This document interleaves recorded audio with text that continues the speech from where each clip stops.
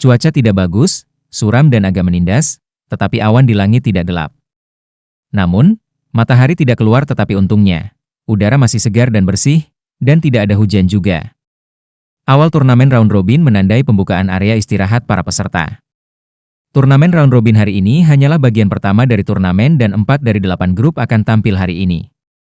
Namun, semua 67 tim yang lolos dari chapter sistem gugur duduk di dalam area istirahat tanpa pengecualian. Mereka ada di sini untuk menyaksikan turnamen. Lebih tepatnya, mereka ingin sekali lagi mengalami kejutan yang terjadi pada hari pertama turnamen. Mereka ingin melihat pemuda yang datang dari Shrek dan Tangsek dan melihat apakah dia benar-benar memiliki cincin jiwa 600.000 tahun. Shrek adalah Shrek, Shrek yang memiliki 10.000 tahun kemuliaan. Praktis setiap akademi secara tidak sadar telah menetapkannya sebagai target mereka, namun sangat menghormatinya. Bahkan Sun Moon Imperial Soul Engineering Academy tidak terkecuali untuk ini. Ketika tim berpakaian hijau gelap dari Shrek muncul di terowongan pintu masuk peserta, suasana seluruh Star Luo Plaza mulai mendidih. Sorakan keras untuk Shrek mulai berdering dari area terdekat dengan terowongan masuk. Huo Yuhao berjalan tanpa ekspresi di bagian paling depan tim. Karena mereka ingin menganggap udara kekuatan untuk menakuti lawan mereka tentu harus mati-matian. Ma Xiao Tao, Dai Yue Heng, dan Ling Luochen tidak peduli untuk muncul. Mereka memilih untuk tinggal di hotel untuk memulihkan diri dan membuat pemulihan mereka secepat mungkin. Tempat peristirahatan Shrek Academy terletak paling utara, membuatnya paling dekat dengan tembok kota. Selain itu, area istirahat mereka jelas lebih besar dari akademi lain. Seluruh area memiliki total 20 sofa dan dikelola oleh seorang petugas. Sebuah meja di samping sofa dipenuhi dengan makanan, buah-buahan, dan minuman untuk memenuhi segala kebutuhan yang mungkin dimiliki oleh para peserta. Bagaimana ini turnamen? Itu praktis area penonton VIP. Pada kenyataannya, akademi lain tidak diperlakukan berbeda dari mereka. Namun, mereka tidak memiliki pelayan. Tapi yang lebih penting, area mereka jauh lebih kecil daripada Shrek. Setiap area istirahat hanya memiliki 7 kursi yang diperuntukkan bagi tim resmi. Tim persiapan atau pemain pengganti hanya bisa berdiri di belakang yang lain. Pada saat ini, tuan rumah sudah membangun ketegangan di arena. Dia pertama kali mengumumkan nama-nama akademi yang telah melewati putaran pertama turnamen dan kemudian mulai memperkenalkan masing-masing tim secara lebih rinci. Seperti yang diprediksi Wang Yan, grup yang menjadi milik Shrek hanya memiliki total 8 tim yang berpartisipasi. Shrek Academy secara alami adalah tim yang paling populer di seluruh turnamen, menaungi semua tim lain dalam grup yang sama. Lagi pula, tidak ada yang pernah melihat Akademi Shrek berada dalam situasi yang canggung di mana mereka harus memakai front palsu yang kuat. Selain tempat istirahat peserta, ada juga ruang tunggu yang terletak di kedua sisi panggung turnamen besar yang digunakan oleh delegasi dari berbagai akademi yang akan bertarung di atas panggung. Setelah memuntahkan banyak omong kosong yang menggerakkan emosi kerumunan, penyiar menggunakan suaranya yang paling bersemangat untuk berteriak, "Sekarang, mari kita memiliki akademi nomor 1 benua, tim perwakilan dari Akademi Shrek, di samping lawan-lawan mereka, tim perwakilan dari Akademi Teknik Awan Luo Kekaisaran Star Luo Empire, memasuki ruang tunggu." Semoga para pemimpin dari kedua tim silakan melangkah ke atas panggung untuk mengkonfirmasi mode pertempuran. Perbedaan antara kedua akademi bisa dilihat dari perkenalan mereka. Ketika penyiar memperkenalkan Akademi Shrek, dia tidak menyebutkan negara tempat dia berada. Namun, dia akan melakukan ini untuk akademi lain. Ini karena tidak ada negara yang berani mengklaim bahwa Shrek Academy miliknya. Bahkan Kekaisaran Jiwa Surgawi, yang secara teknis dimiliki Shrek, tidak terkecuali. Akademi Shrek memiliki kota Shrek sendiri. Statusnya sangat tinggi sehingga setiap negara harus memberikannya rasa hormat yang sangat tinggi. Jika dibandingkan dengan Shrek Academy, Sun Moon Imperial Soul Engineering Academy juga sangat kuat. Namun, itu memiliki fondasi yang jauh lebih lemah. Karena itu, mereka hanya bisa membandingkan diri mereka sendiri dengan Shrek selama turnamen Akademi Jiwa Kontinental lanjutan, dan menggunakannya untuk merangsang pertumbuhan ledakan siswa mereka. BI berdiri dan berjalan menuju panggung setelah Wang Yan memberi isyarat kepadanya untuk melakukannya. Pemimpin tim Cloud Luo Advanced Soul Engineering Academy adalah penggemar Adonis yang praktis tidak berbeda dengan Hichaito. Dia memiliki kepala yang penuh dengan rambut pendek keemasan, dan garis-garis ototnya yang tebal dapat dilihat di bawah seragam sekolah putihnya. Keduanya berjalan ke panggung bersama. Proses menggambar lot sangat sederhana. Wasit mengambil tabung undian silinder dan memungkinkan para pemimpin kedua tim untuk memeriksanya. Tabung lot drawing transparan untuk mencegah kemungkinan kecurangan. Salah satu sisi tabung memiliki lubang bundar kecil di dalamnya. Wasit mengambil 3 bola kecil yang mewakili 3 mode pertempuran dan mendorong mereka ke dalam lubang kecil, lalu membalikkan semuanya. Setelah itu, dia membiarkan mereka masing-masing memegang sisi bola besar. Wasit berteriak, 3, 2, 1. BIBI dan pemimpin tim lawan secara bersamaan mengerahkan kekuatan, melemparkan bola besar ke udara. Jika tidak ada bola kecil yang jatuh dari bola yang lebih besar selama proses ini, wasit akan membaliknya setelah menangkapnya. Bola yang keluar kemudian akan menjadi mode pertempuran mereka. Jika bola kecil jatuh saat bola yang lebih besar ada di udara, itu akan mewakili mode pertempuran mereka. Ini adalah undian lot pertama turnamen round robin, dan itu sangat sukses. Ketika kedua pemimpin melemparkan bola besar 20 meter ke udara, bola kecil jatuh. Ada 3 bola kecil, masing-masing dengan warna khas mereka sendiri. Mereka masing-masing merah, kuning, dan biru. Merah mewakili pertarungan tim, kuning mewakili pertarungan 1v1, dan biru mewakili pertarungan 2-2-3. Kali ini, bola kuning kecil jatuh dari bola besar. Wasit menangkap bola kecil saat ia mengambil bola yang lebih besar, yang jatuh kembali ke tanah. Setelah mengizinkan kedua pemimpin untuk melihat bola yang lebih kecil, dia melihat ke arah Kaisar Bintang Luo, yang duduk di atas tembok kota. Yang terakhir memberi sinyal, dan penyiar menggunakan pengeras suara jiwa untuk membuat pengumuman. Pertarungan Shrek Academy melawan Cloud Luo Academy akan dilakukan melalui mode Ko 1v1. Semoga kedua belah pihak silakan mengirimkan satu anggota untuk ambil bagian dalam kompetisi. 1v1. Setelah mendengar bahwa kompetisi akan dilakukan sedemikian rupa, mata penonton berbinar. Setiap anggota hadirin yang bisa melihatnya, selain para siswa dari berbagai akademi yang memiliki Huo Yu Hao di garis pandang mereka, melemparkan pandangan mereka ke arahnya. Mereka semua berharap bahwa Huo Yu Hao akan menjadi orang pertama yang keluar dan menyelesaikan 1v7. Bukankah itu hasil yang paling memuaskan yang bisa mereka tonton? Siapa yang tidak ingin merasakan kegembiraan dan sensasi yang datang dari penampilan cincin jiwa 600.000 tahun lagi? Kedua pemimpin saling melirik, lalu turun dari panggung. BIBI sudah menerima instruksi dari Wang Yan sebelum undian. Wang Yan telah mengatakan kepadanya untuk kembali setelah undian, terlepas dari format kompetisi. BIBI buru-buru kembali ke ruang tunggu, lalu melemparkan tatapan ingin tahu ke arah Wang Yan. Guru Wang, aku akan pergi. Namun, Wang Yan menggelengkan kepalanya dan berbicara dengan cara yang direncanakan. Kami harus memiliki sejumlah jaminan dalam pertandingan ini. Dari 4 kekaisaran, kekaisaran yang memiliki Akademi Rekayasa Jiwa terkuat adalah Kekaisaran Sun Moon. Namun, Akademi Rekayasa Jiwa dari 3 kerajaan lainnya tidak ketinggalan banyak. Meskipun Departemen Alat Jiwa Akademi kami bukan yang terkuat, kami jelas lebih baik daripada mereka yang berasal dari jiwa surgawi, Doling, dan kerajaan-kerajaan Luo. Akademi Teknik Jiwa Canggih Cloud Luo ini berasal dari Kekaisaran Luo Star, bukan Kekaisaran Sun Moon. Secara keseluruhan, aku yakin mereka tidak akan terlalu kuat. Selain itu, karena mereka adalah insinyur jiwa, aku jamin mereka tidak akan memiliki siswa peringkat Raja Roh. Aku curiga bahwa mereka bahkan tidak akan memiliki terlalu banyak leluhur jiwa. Tuan jiwa tipe penyerangan akan dirugikan oleh insinyur jiwa, dan kami tidak memiliki pengganti. Karena itu, kami perlu menjamin bahwa tidak ada di antara kamu yang mengalami cedera. Kalau tidak, kami berisiko kamu tidak dapat pulih selama 1 hari istirahat yang kami miliki. Mempertimbangkan semua ini, Susan Shi, kamu siap untuk putaran pertama. Saat dia berbicara, Wang Yan menunjuk ke Susan Shi dan berbisik, seorang master jiwa tipe pertahanan paling cocok untuk menahan seorang insinyur jiwa, terutama yang peringkat rendah. Ingat, lakukan yang terbaik untuk mengendalikan konsumsi kekuatan jiwa kamu. Berlangsung beberapa putaran di atas panggung.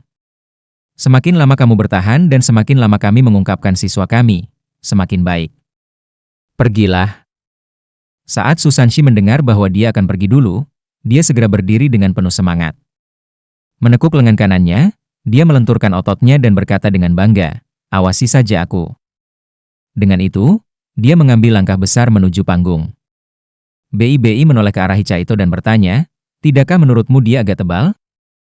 Hichaito tertawa sia-sia. Sedikit. Jiang Nanan mendengus, sangat tebal. Susan Shi, yang tidak berjalan jauh, terhuyung-huyung dan hampir jatuh, tetapi dia mengepalkan giginya dan berjalan ke atas panggung.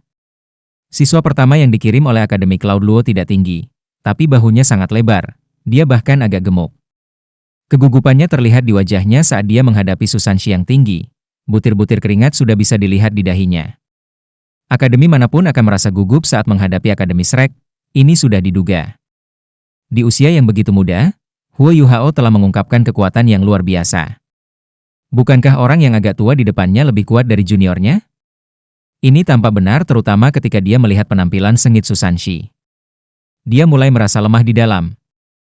Dia tanpa sadar menyeka keringatnya dengan lengan bajunya, menyebabkan para penonton tertawa terbahak-bahak. Huo Yuhao yang tidak naik ke panggung telah mengecewakan banyak orang. Tapi ini masih salah satu pertandingan Shrek Academy dan mereka dengan cepat menjadi bersemangat lagi, siap dan ingin tahu untuk melihat seberapa kuat Susanshi, yang tampak layak dalam hal kekuatan itu. Wasit memanggil mereka berdua kepadanya dan berkata dengan suara rendah, aturan chapter sistem gugur 1v1 menyatakan bahwa yang kalah harus segera turun dari panggung, sementara pemenang dapat memilih untuk melanjutkan pertempuran atau beralih. Setiap parti memiliki 7 orang, dan kompetisi akan berlangsung sampai ke-7 orang dari satu sisi dikalahkan. Memahami? Dimengerti. Susanshi menjawab dengan cara yang sangat mudah. Namun, lawannya terbata-bata. Tidak dipahami. Wasit berkata, "Oke. Kedua belah pihak, kembali ke sisi kamu. Pertandingan akan dimulai dengan panggilan aku. Kamu tidak diperbolehkan menggunakan alat jiwa stasioner atau alat jiwa apapun yang memiliki tingkat kekuatan membunuh yang tinggi." Ketika dia berbicara, wasit mulai melangkah mundur. Namun, siswa dari Akademi Cloud Luo tersenyum dan berkata kepada Susanshi, "Aku dipanggil Ma Yingjun 1. Senior, tolong mudahkan aku." Sudut mulut Susanshi berkedut ketika dia berkata dengan bangga, "Apakah kamu setampan aku?" Ma Yingjun buru-buru menggelengkan kepalanya ke titik di mana otaknya bergetar seperti drum. Tidak. Puas, Susanshi mengangguk. "Baik. Aku akan sedikit mudah pada kamu." Oh. Ma Yingjun mundur dengan ekspresi senang di wajahnya. Sepertinya dia menerima hadiah terbesar dalam hidupnya. Tak satu pun dari mereka menggunakan alat jiwa memperkuat suara. Karena itu, penonton tidak dapat mendengar apa yang mereka katakan. Tapi dari apa yang mereka lihat, sepertinya siswa dari Akademi Cloud Luo tidak terlalu bersemangat untuk bertarung. Dan dalam hal ini, mereka tidak salah. Ketika Cloud Luo Academy menemukan bahwa Shrek Academy akan menjadi lawan mereka di round robin, dan di pertandingan pertama di atas itu, mereka memutuskan untuk menghemat semua kekuatan yang mereka bisa. Pada saat yang sama, mereka memutuskan untuk tidak melakukan terlalu banyak pertarungan untuk menjaga hubungan persahabatan dengan Shrek Academy. Menurut info Wang Yan, Cloud Luo Academy tidak terlalu kuat. Mereka telah membayar cukup mahal hanya untuk melewati putaran pertama. Akibatnya, banyak siswa terkuat mereka terluka. Seolah itu tidak cukup, mereka sekarang telah bertemu akademi terkuat di benua. Tidak heran kalau semangat juang mereka begitu rendah. Ngomong-ngomong, bahkan jika mereka kalah dari Shrek Academy selama round robin ini, itu bukan sesuatu yang memalukan. Oleh karena itu, mereka memutuskan untuk naik ke atas panggung dan melakukan yang terbaik, meninggalkan sisanya pada takdir. Sejujurnya, mereka tidak terlalu senang bahwa itu telah berubah menjadi pertarungan 1v1. Mereka lebih suka masuk sebagai kelompok dan menyelesaikannya sesegera mungkin. Pertandingan pertama fase round robin dimulai di bawah premis-premis seperti itu. Susanshi tiba di depan peron dan meletakkan cerutu tipis di mulutnya. Setelah itu, dia menggunakan alat jiwa berjenis kecil yang lebih ringan untuk menyalakan cerutu dan mulai merokok, memegangnya dengan bengkok di mulutnya. Dari penampilannya, dia tidak terlihat seperti orang yang baik. Bahkan para penonton menjadi gempar setelah melihat perilakunya. Akademi Cloud Luo juga marah. Orang ini terlalu sombong. Dia bahkan mengeluarkan cerutu tepat saat pertandingan akan dimulai. Apakah Akademi Shrek begitu lemah ketika datang ke siswa mereka? Wasit juga mengerutkan alisnya. Namun demikian, dia tidak mengambil tindakan. Pertama, tidak ada aturan yang melarang siswa merokok. Kedua, dia tidak ingin menyinggung Akademi Shrek. Pertandingan bisa dimulai. Wasit berteriak ketika dia mundur ke tepi peron. Akademi Cloud Luo, Ma Yingjun telah menunggu kata-kata menakutkan ini selama ini. Ketika wasit memberi sinyal, tubuhnya yang pendek dan kuat dengan cepat bereaksi. Dia mengangkat tangannya, dan 3 pipa logam setebal ibu jari keluar dari sana. 2 pipa logam setebal lengannya keluar dari setiap bahu. Sayap-sayap di punggungnya juga dengan cepat membuka, dan kedua kakinya yang kokoh juga menghasilkan 6 pipa logam. Di dadanya ada alat jiwa yang menyerupai cermin pelindung jantung. Itu jelas alat jiwa tipe perisai. Itu tidak berlebihan untuk mengatakan bahwa dia dipersenjatai sekarang. Tubuh Susanshi tidak berubah secara drastis seperti itu. Cangkang kura-kura hitam yang agak biasa-biasa saja muncul di tangan kanannya. Pada saat yang sama, 4 cincin jiwa, 2 kuning dan 2 ungu, mulai bersinar. 4 cincin jiwa? Penonton sangat kecewa. Dia hanya punya 4 cincin. Banyak dari mereka menantikan untuk melihat cincin jiwa berusia ratusan ribu tahun. Di antara para penonton, rasio tuan jiwa kurang dari 1/1000. Kebanyakan dari mereka hanya ada untuk bersenang-senang. Sangat sedikit yang tahu betapa berharganya cincin jiwa 100.000 tahun itu. Perbedaan antara pelepasan jiwa Susanshi dan penampilan luar biasa Huo Yuhao dari kemarin sama dengan surga dan bumi. Karena itu, tidak heran jika penonton kecewa. Tetapi pada saat ini, Susanshi melakukan sesuatu yang sangat tidak terduga. Dia mulai berlari. Apakah dia berlari ke arah lawannya? Tidak. Dia berbalik dan berlari ke arah yang berlawanan, seperti seorang pembelot meninggalkan jabatannya. Dia berlari ke tepi platform. Pada saat ini, alat jiwa pertahanan yang terbuat dari 108 pilar aktif. Tetapi penghalang pertahanan yang dihasilkan oleh alat jiwa tidak secara langsung melekat pada cincin. Ada sekitar 3 meter jarak di antara mereka. Menurut aturan turnamen, jika seseorang jatuh dari ring, mereka akan didiskualifikasi. Itulah tujuan dari jarak 3 meter itu. Ma Yingjun sudah memutuskan sebelum naik ke atas panggung. Taktik yang akan dia gunakan sangat sederhana, perjuangan dan konsumsi. Bahkan jika alat jiwa tipe terbang di punggungnya tidak memungkinkannya terbang terlalu tinggi, itu masih bagus untuk menghindar. Selama dia bisa mengkonsumsi beberapa kekuatan jiwa Susanshi, dia akan puas. Tetapi ketika pertandingan dimulai, dia melihat Susanshi berbalik dan mulai berlari ke arah yang berlawanan. Ma Yingjun tidak bisa berkata apa-apa, dan berpikir dalam hati, "Bos, mengapa kamu melarikan diri? Bukankah kamu hanya mengatakan bahwa kamu akan mudah pada aku?" Apa artinya semua ini? Tidak ada yang tahu apa yang dipikirkan Susanshi. Hanya teman baiknya, Bei, yang bertengkar dengannya setiap hari, menebak niatnya dengan benar. Bei mengerutkan bibirnya dan secara tidak sengaja menunjukkan senyum aneh. Pria ini sepertinya sedang ingin memainkan trik kotor. Begitu dia selesai berbicara, Susanshi tiba di tepi peron. Selanjutnya, dia tiba-tiba melompat keluar platform. Tak perlu dikatakan, penonton langsung berseru ketakutan.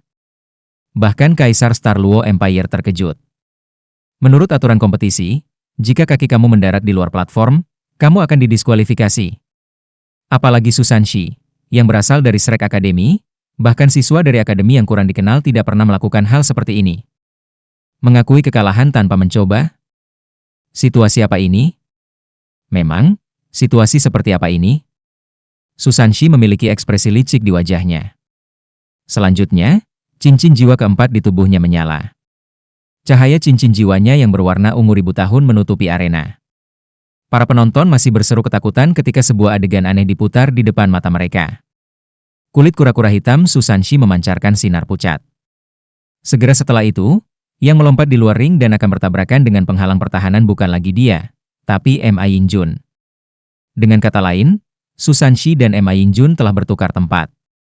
Ma Yingjun, yang telah melihat Susanshi melompat keluar platform dengan ekspresi bodoh di wajahnya, tiba-tiba menemukan dirinya di udara. Dia mulai jatuh ke tanah segera setelah itu, sementara Susanshi sekarang berdiri di posisi sebelumnya. Bahkan jika Ma Yingjun tidak terlalu cerdas, dia masih seorang siswa elit yang dipilih oleh Akademi Cloud Luo untuk berpartisipasi dalam turnamen. Jika mereka mengutusnya lebih dulu, itu berarti dia tidak lemah. Bagaimanapun, ia juga telah memperlihatkan 4 cincin jiwa, 3 kuning dan 1 ungu. Dan sama seperti dia akan menggunakan alat jiwa tipe terbang di punggungnya untuk naik ke udara. Susanshi, yang masih berdiri di posisi sebelumnya, mengeluarkan cerutu dari mulutnya dan berteriak, "Ayo, cincin jiwa ratus ribu tahun." Peng, Ma Yingjun terlalu menyedihkan. Saat dia akan mengaktifkan alat jiwanya, dia takut mati oleh teriakan tiba-tiba Susanshi. Dia langsung jatuh ke tanah. Alat jiwa yang berat menutupi seluruh tubuhnya. Karena itu, ketika dia jatuh dari ketinggian 5 meter, dia akan tetap menjadi berantakan bahkan jika memiliki kulit tebal dan tulang yang kuat. Huo Yuhao dan Wang Dong, yang sekarang berada di ruang tunggu, benar-benar terpana. Mereka saling memandang dan berkata hampir bersamaan, "Itu berakhir seperti ini?" Ketika Ma Yingjun jatuh ke tanah, para penonton tiba-tiba menjadi sangat sunyi. Jika waktu berhenti sekarang, orang akan memperhatikan bahwa setidaknya 100.000 dari mereka membuka mulut lebar-lebar. Bahkan Kaisar pun tidak terkecuali. Huo Yuhao telah berencana untuk menggunakan berbagi deteksi spiritual untuk membantu Susanshi. Tetapi ketika dia bertanya-tanya apakah itu bisa melewati penghalang pertahanan, pertandingan sudah berakhir. Wasit juga bingung. Sudah kurang dari 3 detik sejak dia berteriak, pertandingan bisa dimulai. Dan sekarang, ini sudah berakhir. Susanshi memegang cangkang kura-kura hitam di tangan kanannya dan menggunakan yang kiri untuk memasukkan cerutu tipis kembali ke mulutnya. Setelah itu, dia dengan tenang berkata, "Selanjutnya." Tujuan dari pose keren ini adalah untuk meniru Huo Yuhao, tetapi efek yang ia peroleh benar-benar berbeda.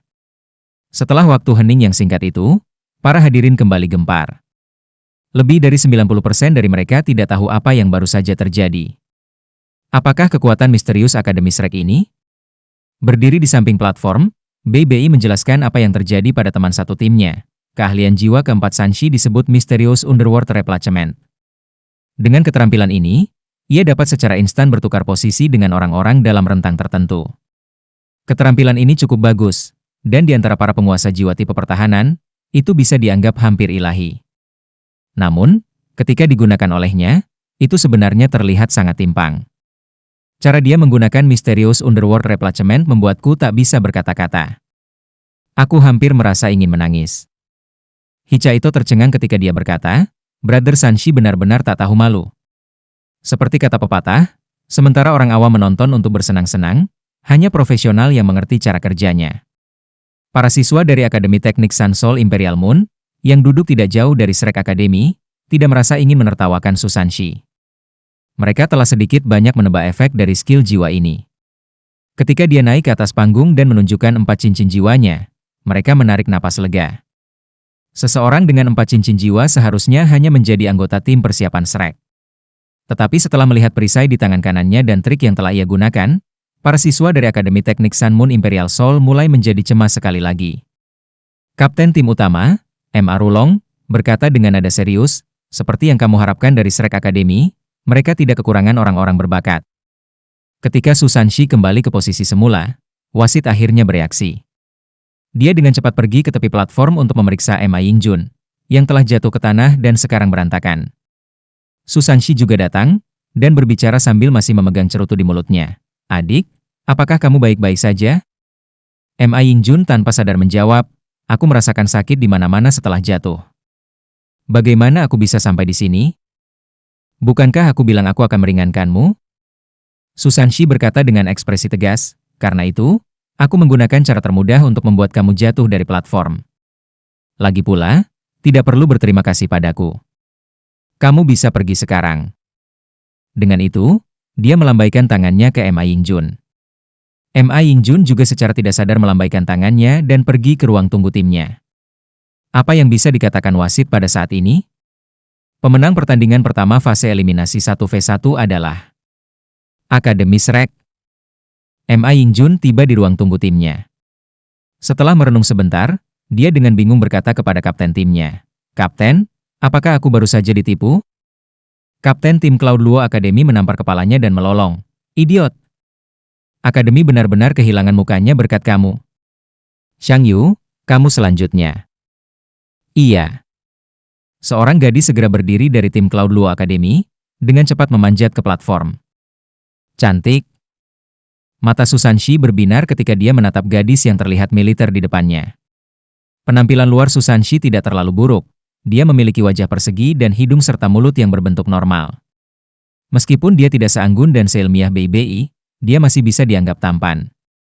Namun, sikapnya benar-benar berbeda dari apa yang terlihat.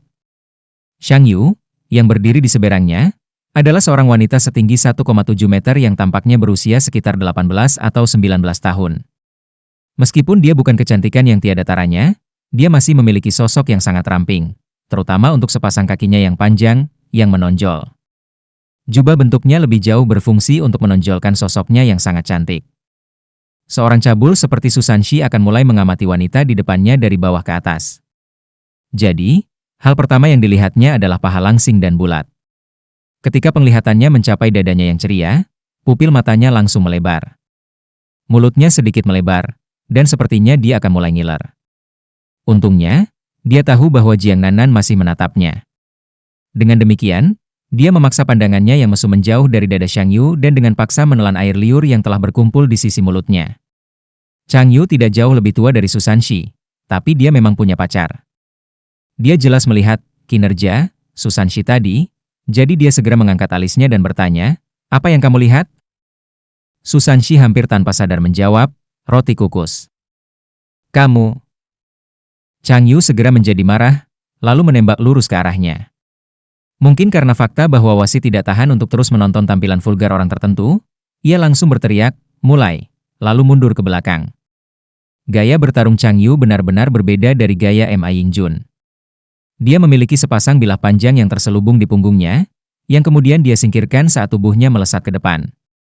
Saat dia memegang satu bilah di masing-masing tangan, kedua bilah sepanjang 4 kaki itu langsung menyala dengan cahaya putih cemerlang. Setelah itu, 2 sinar sepanjang 3 kaki dari pedang cahaya ditembak langsung ke arah Susanshi. Wang Yan, yang berada di depan di bawah panggung, tiba-tiba berkata, "Alat jiwa pertempuran jarak dekat." Perhatikan itu. Sebagian besar waktu, insinyur jiwa yang menggunakan alat jiwa pertempuran jarak dekat sangat tangguh dalam pertempuran jarak dekat. Keterampilan jiwa mereka mungkin agak lemah, tetapi kemampuan bertarung jarak dekat mereka masih relatif kuat. Cara terbaik untuk menghadapinya adalah dengan tidak mendekati mereka. Jika kamu melakukannya, kamu akan memiliki masalah besar di tangan kamu. Pandangan Huo Yuhao tetap terpaku pada alat jiwa pertempuran jarak dekat Chang Yu saat ia mulai mengenang tentang alat jiwanya sendiri. Hanya itu satu-satunya yang tersisa yang diingatnya oleh ibunya, belati harimau putih. Ketika dia bertarung melawan Win Babon, justru karena efek khusus White Tiger Dagger yang dia bisa melarikan diri terbunuh oleh binatang jiwa pertama yang pernah dia temui dalam hidupnya. Dentang, dentang, di atas panggung, pedang panjang Chang Yu dengan kejam menghantam perisai Suanu Susanshi, yang menyebabkan percikan api putih segera memenuhi udara di sekitarnya. Pada saat itu, cincin jiwa Chang Yu berada di layar penuh. Sama seperti Ma Yingjun, dia memiliki 3 cincin kuning dan 1 ungu. Selanjutnya, jiwa bela dirinya agak aneh, karena kepalanya adalah yang paling terpengaruh oleh jiwa bela dirinya.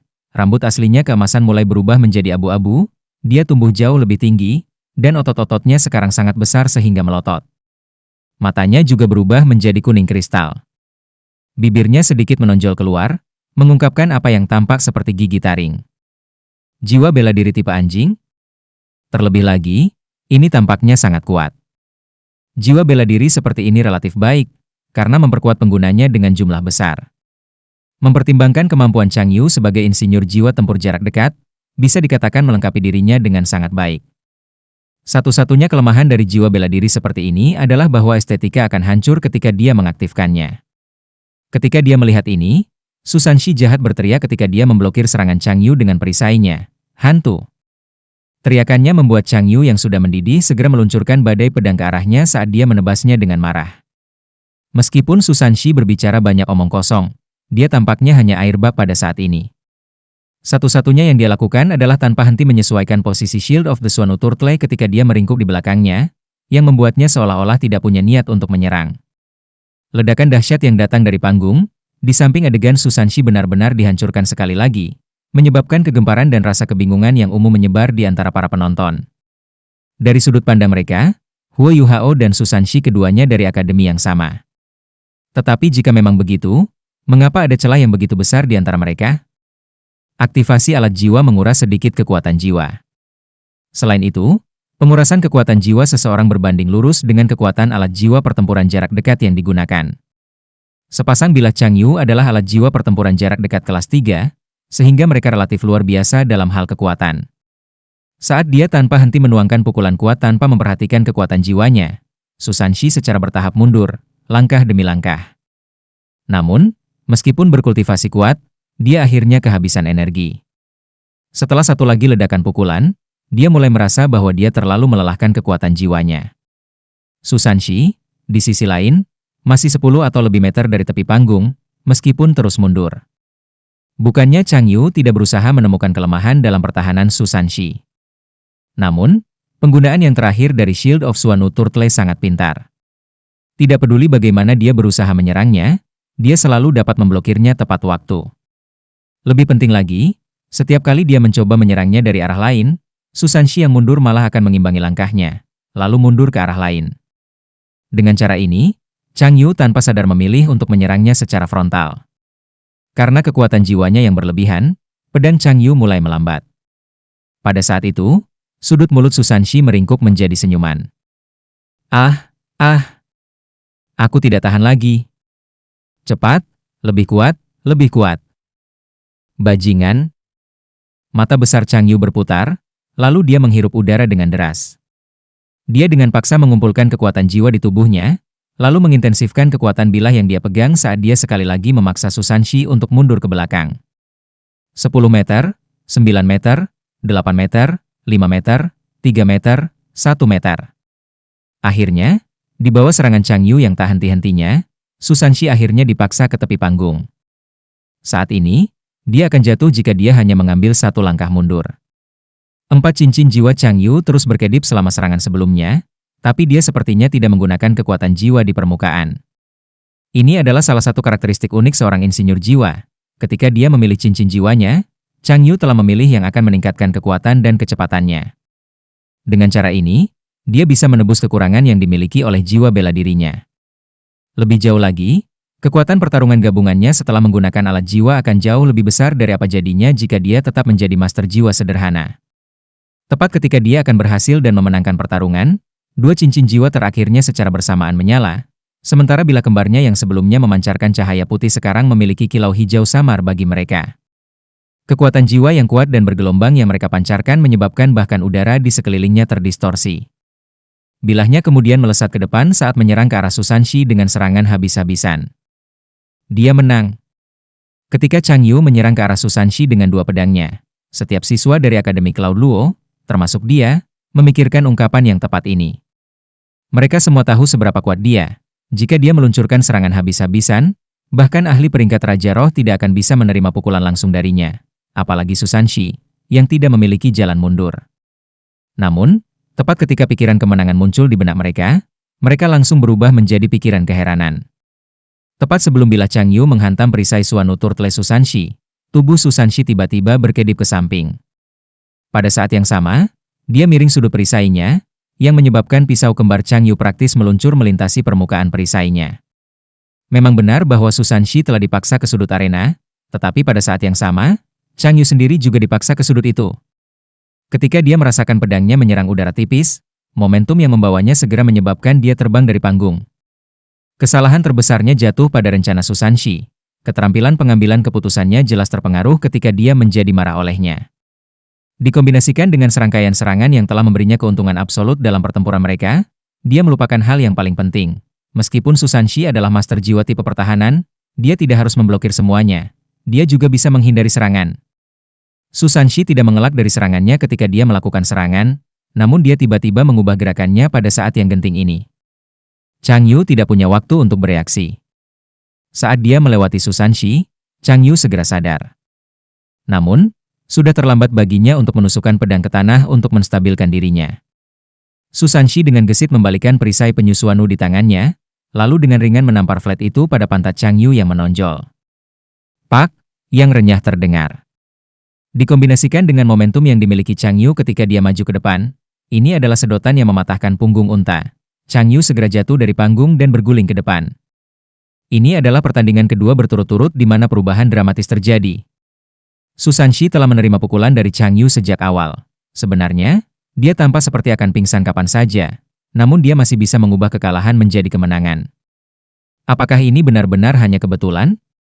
Setelah jatuh dari panggung, wajah Chang Yu berubah pucat. Namun, dia masih agak kehabisan menggunakan semua kekuatannya sebelumnya. Di atas panggung, Susanshi terus menatap polos saat dia melihat ke arahnya.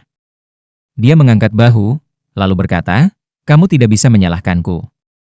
Hanya saja kamu begitu melenting sehingga membuat diri kamu terpental." Kesalahan, itu pasti kesalahan. Namun, tatapannya terpaku pada pantat Chang Yu yang menonjol sepanjang dia berbicara. Lebih buruk lagi, begitu dia selesai berbicara, pandangannya beralih ke Jiang Nanan, yang duduk di dalam area istirahat. Ekspresi Jiang Nannan menjadi sangat beku, dan dia berbalik untuk mengambil gunting dari suatu tempat yang tidak diketahui.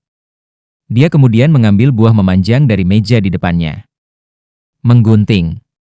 Su Sanxi langsung merasakan area tertentu dari tubuhnya menegang, dan dia segera berbalik. Dia sekarang memiliki pandangan yang benar di wajahnya ketika dia berkata kepada wasit, "Aku telah menang. Ayo beralih ke pertandingan berikutnya." Pandangan wasit ke arahnya menjadi agak aneh. Dia belum pernah melihat kompetisi yang aneh dalam hidupnya. Pada saat itu, pemimpin tim Cloud Luo Advanced Soul Engineering Academy mengambil panggung dan mengambil langkah besar menuju Su Sanxi. Dari sudut pandang penonton, pemimpin ini seharusnya marah dan menyerang Su Sanxi karena tindakannya sebelumnya. Namun, fakta bahwa dia tidak melakukannya bahkan membuat wasit agak heran. Meskipun dia memiliki ekspresi agak dingin dan keras di wajahnya saat dia menghadapi Su Sanxi, dia tidak marah ketika berbicara. Sebagai gantinya, dia sedikit membungkuk pada Su Sanxi, lalu berkata, "Akademi Rekayasa Jiwa Cloud Luo lanjut, si Tuyu." Su Sanxi tampaknya juga merasakan sesuatu. Ekspresi santai di wajahnya sedikit menghilang. Srek, Su Sanxi.